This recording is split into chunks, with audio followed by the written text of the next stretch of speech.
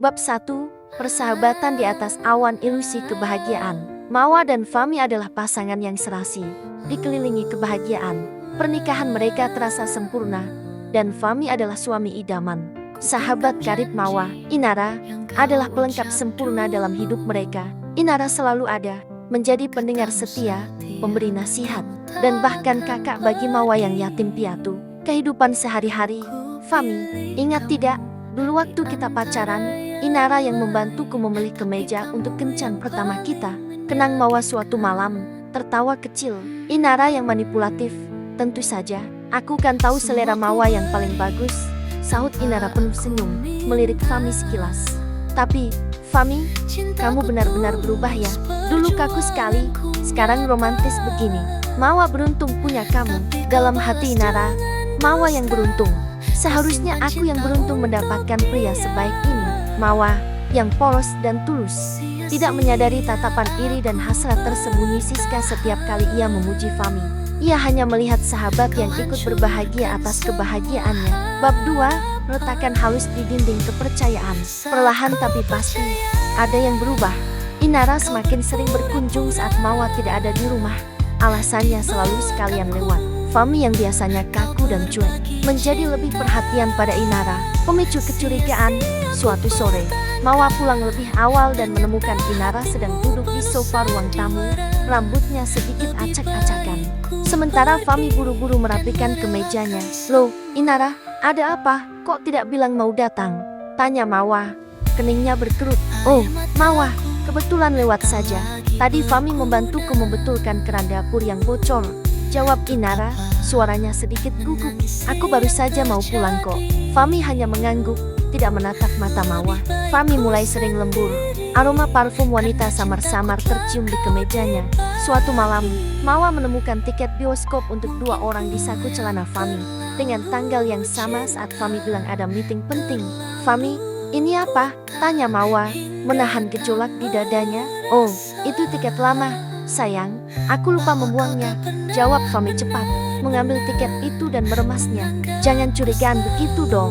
Mawa mencoba membuang jauh-jauh pikiran buruknya. Tidak mungkin, Fami tidak akan begitu. Dan Inara, dia sahabatku. Bab 3. Topeng yang terjatuh. Kebenaran yang menyakitkan. Hari ulang tahun Fami seharusnya menjadi hari paling bahagia. Mawa sudah menyiapkan kejutan makan malam romantis.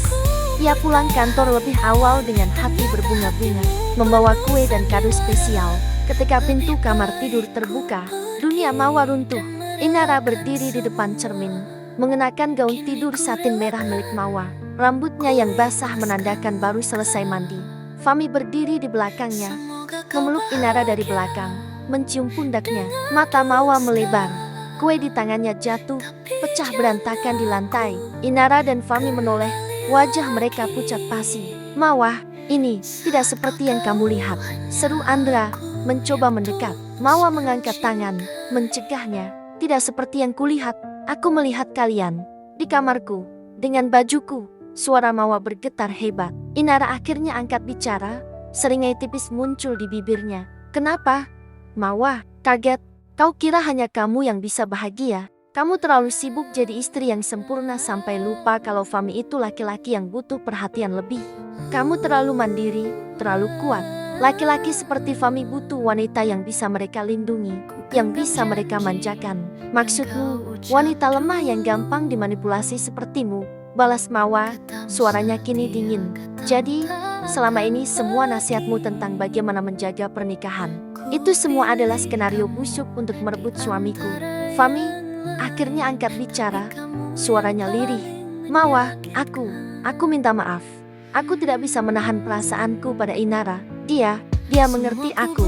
Mawa tertawa pahit. Mengerti atau memanipulasi? Kalian berdua adalah pengecut, pengkhianat. Dengan tangan gemetar, Maya melepas cincin kawinnya. Kilatan permata itu tampak mengejek. Ia melemparkannya ke arah Fami. Cincin itu memantul di dada Fami dan jatuh ke lantai.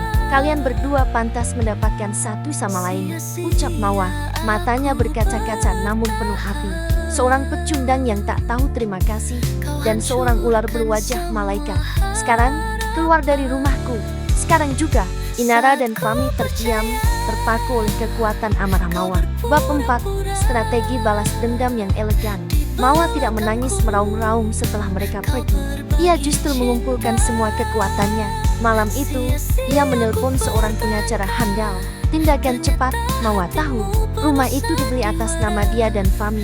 Tapi sebagian besar uang muka dan cicilan berasal dari warisan ibunya yang masuk ke rekening pribadinya. Kemudian ia transfer ke rekening bersama. Ia punya semua bukti transfer. Mawa juga tahu Fami baru saja mendirikan perusahaan startup kecil yang sedang berkembang. Dan ia pernah diminta menjadi direktur sekaligus investor pasif. Mawa punya semua dokumen dan akses ke laporan keuangan perusahaan tersebut. Beberapa minggu kemudian, gugatan cerai diajukan.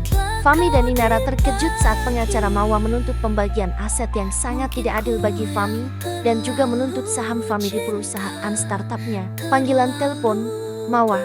Apa-apaan ini? Kau ingin menghancurkanku? Teriak Fami di telepon. Hancur?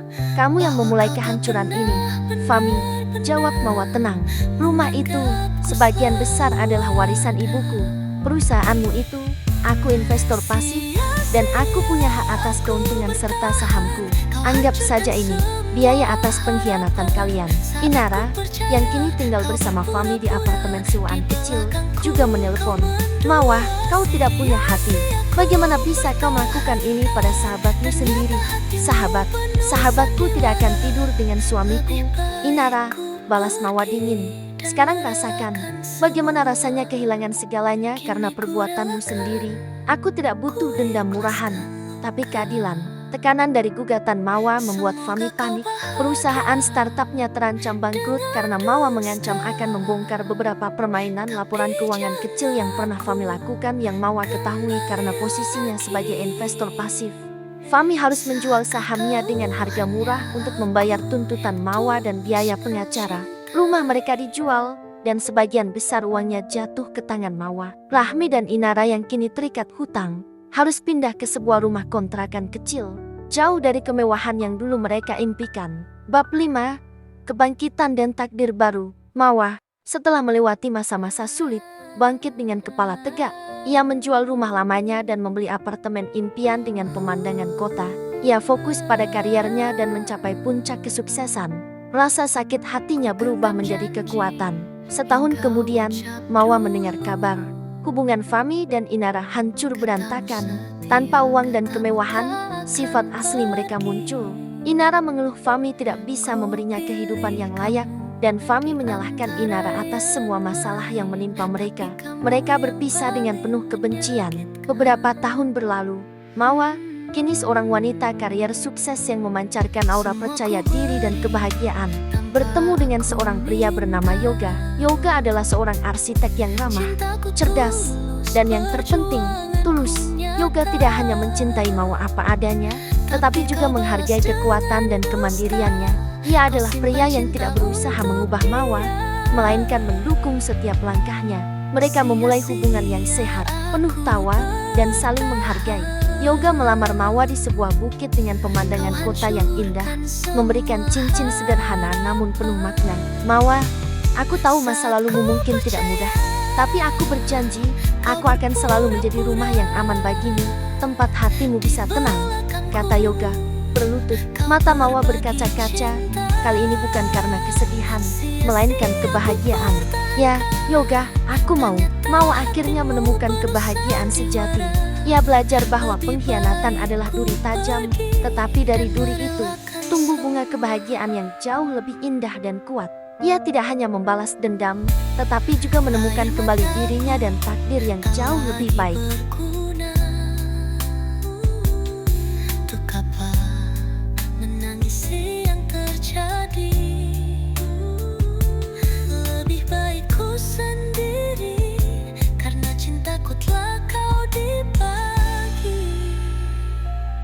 Mungkin ku yang terlalu cinta, terlalu buta, hingga tak merasa bahwa kau tak pernah benar-benar menganggap